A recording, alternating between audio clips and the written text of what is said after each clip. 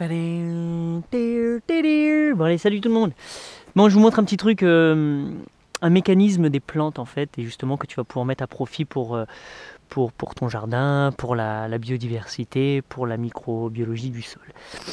Une plante, tu vois, qui fait de la photosynthèse, quand elle fait de la photosynthèse, elle fait justement tous les exudats en fait. Donc en fait, elle va prendre les molécules de carbone, elle va relâcher l'oxygène, et tout le carbone, elle va l'assembler pour faire des sucres. Et dans les sucres, tous les sucres qui vont aller, en fait, elle va les relâcher, elle va en relâcher plusieurs au niveau des racines, ce qu'on appelle les exudats. Et donc ces sucres, c'est trop bon. Toi, t'aimes le sucre? Bon, ben voilà, tout le monde aime le sucre. Et donc en fait, elle fait un mélange de sucre, donc de lipides, de glucides et de protéines. Et donc avec ces trois choses dans la cuisine, qu'est-ce que tu fais? Tu fais des gâteaux, tu fais des cookies. Donc elle, cette plante-là, en fait, quand elle fait de la photosynthèse, et en dessous, elle relâche tout et elle fait des cookies. Des cookies pour qui? Pas pour toi, mais si pour toi, mais pas pour toi directement. Elle fait des cookies pour que les amis du sol, qui vivent sous le sol, viennent manger ces cookies. Donc c'est une sorte de petit truc qui se relâche et elle, ça les attire. T'imagines l'odeur du cookies qui sort du four. Ah là, tu fais venir des meutes. Et donc là, les bactéries, les champignons, les nématodes, les machins, donc, ils viennent autour des racines. C'est bon les cookies, c'est bon les cookies. Et quand ils sont là, c'est là où ça se met en place en fait. C'est là où leurs prédateurs vont venir, vont les manger. Oh, regarde les bactéries, les champignons. Comme il y a justement un excès, et ça je vais te l'expliquer, il y a un excès, quand ils font caca, et bien là la plante c'est là où elle peut manger. Donc la caca, la plante, elle peut se nourrir, donc c'est rendu de forme soluble, elle peut se nourrir des nutriments, des prédateurs des microbes, de la microbiologie. Et donc elle fait venir la microbiologie, donc elle fait un élevage de champignons et de bactéries, qui eux-mêmes se font manger, et là, elle peut manger le caca. Donc, qu'est-ce qui se passe? La plante, elle a un mécanisme. Ce mécanisme, en fait, c'est que quand tu as un herbivore qui arrive et qui fait par exemple là, qui vient, tu vois, bon, désolé ma petite plante, tu imites alors faut imiter le ruminant. Et là, elle dit, oh, il y a des vaches, il y a des vaches.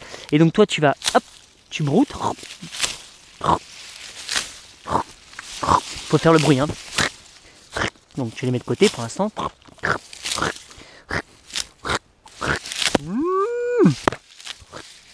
Je sais, c'est assez violent, hein, mais en fait je peux le faire avec. Je le fais soit à la main, soit au sécateur, mais j'ai qu'une main pour filmer. Donc voilà, là qu'est-ce qui s'est passé? Elle s'est fait attaquer, elle s'est fait manger, elle s'est fait un petit peu croquer.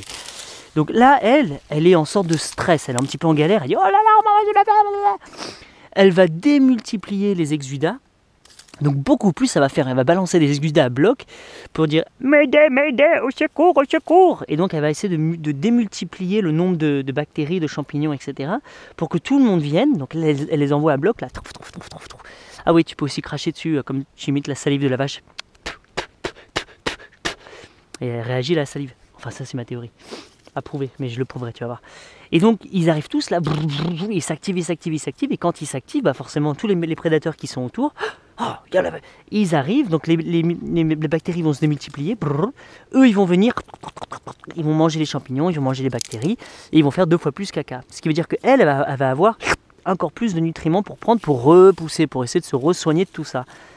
Et donc voilà, donc en fait moi ce que je fais, c'est que j'utilise ce mécanisme très simple. Et tiens, il y a une fée qui vient d'apparaître juste là, qui vient de rentrer dans mon jardin et qui vient de se planquer. Trop fort. Donc, elle fait ça, et en dessous, donc toute la microbiologie est en train de se mettre en place, ça s'active, et il y a de plus en plus de caca pour la plante pour pouvoir se nourrir. Donc moi, comme je l'utilise, ça, c'est-à-dire que je vais faire des coupes sélectives. Là, je vais couper un petit peu, ce qui veut dire que je vais activer directement le sol.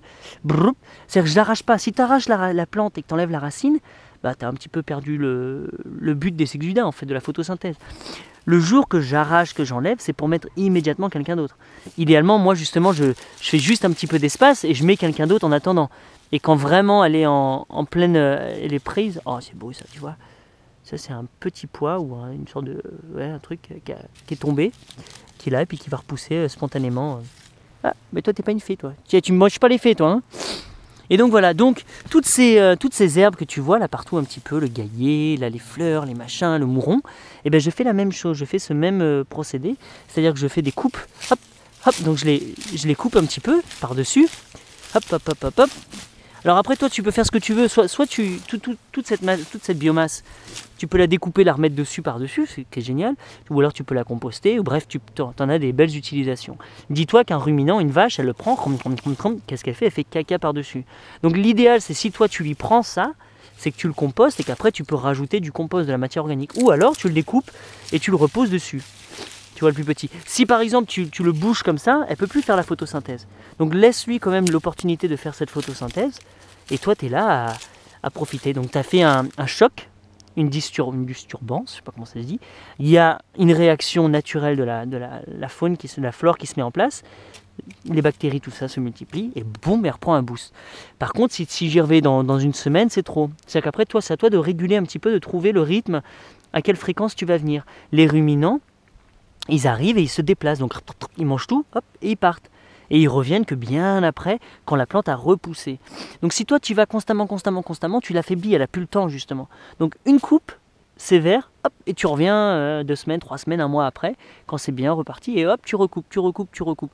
Et donc tu maintiens constamment justement ce flot d'exudat, et tu nourris tes bestioles. Donc en fait, quand toi tu arraches, maintenant tu as compris que en fait tu fais des cookies. Bonjour les cookies, et hop les cookies pour tout le monde, et tout le monde est content, tu vois. Et donc c'est comme ça que tu maintiens un équilibre dans ton jardin, dans ton sol. C'est pour ça que moi je t'invite toujours à laisser de la nourriture, de la photosynthèse. Que toute l'année, même en hiver, qu'il y ait des plantes qui font de la photosynthèse. C'est pour ça qu'on te dit, mets des vivaces, mets en sorte. Et si tu peux pas, mets justement des couvertures de sol, des blés, des céréales, des sarrasins, des trucs, des vespes, pour que justement il y ait de la photosynthèse constamment. Si toi tu le fais pas, si t'as pas mis, qui c'est qui va venir? Eh ben, c'est eux. C'est tous ces gars, c'est tous tes amis là qui vont venir, qui eux vont faire la photosynthèse pour toi, la potentille, etc. Et toi tu les aimes pas. Donc moi je les laisse faire la photosynthèse jusqu'à ce que j'ai besoin jusqu'à ce que je vais placer quelqu'un. Et voilà, c'est comme ça.